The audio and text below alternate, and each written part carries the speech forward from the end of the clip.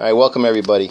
I'm going to do a couple of quick videos on the Pro-M system, EFI, on how to set up a variables list, the scope function, and just some other general tips. Alright, I have my good friend with me today, John, and John's going to be commanding the keyboard. I'm on the camera, so let's get right into it. So first thing we're going to do is we're going to set up a variables list.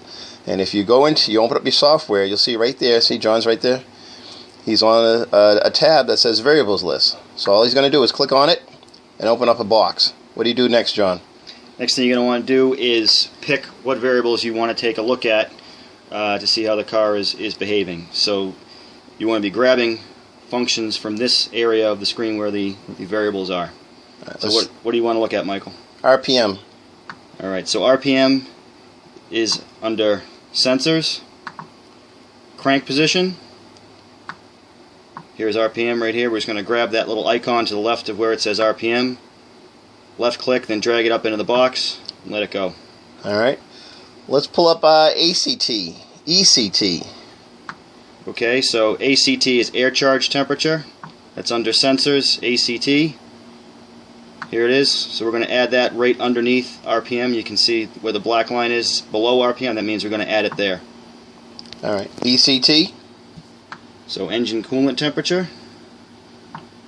Click the plus sign, that expands the engine coolant temperature section. We have all these things we could look at. We're just going to look at the basic, what is our engine coolant temperature. We'll drag that up. Okay, and the last one will be TPS voltage. Everyone likes to look at TPS voltage. Why? I have no idea. So we're under TP for throttle position. We'll expand that.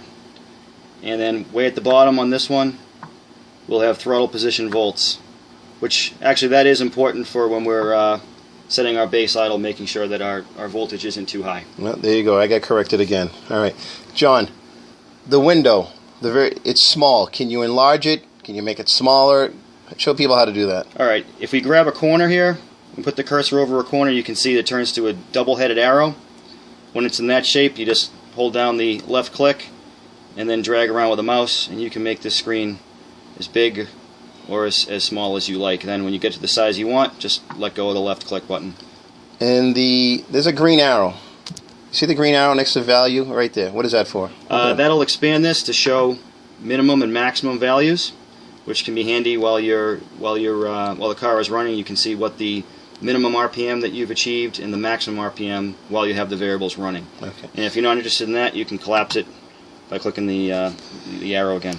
John, I want RPM at the bottom. Show people how to move these variables once you have a list. Show them how to move it. So if we hover over RPM, left click so it highlights, just drag down to wherever you want it to be.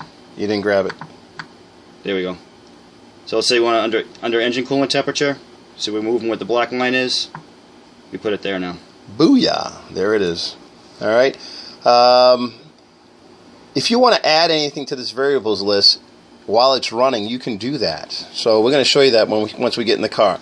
Now we're going to save it. This is very important. Let's say you want to pull up this list every time, as an example, but you have to save it, and you don't want to recreate this all the time. So John, how are you going to do that? Well, right here it says save, and oddly enough what that does is it saves the variable list that you've just created.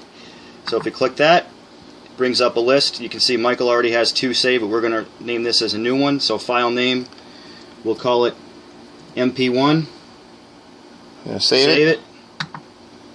And that is now saved. So close that variables list out. Now, let's say they want to pull that back up. How are they going to do it? Like when we started, we go to variable list, but in this time, instead of dragging new ones over, we're going to hit this open button. And you can see there's MP1 right there. We can just double click on that. There it is, folks. We have it.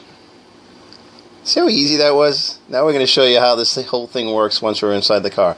That's how you do a variables list. Simple and easy. Alright? Thank you.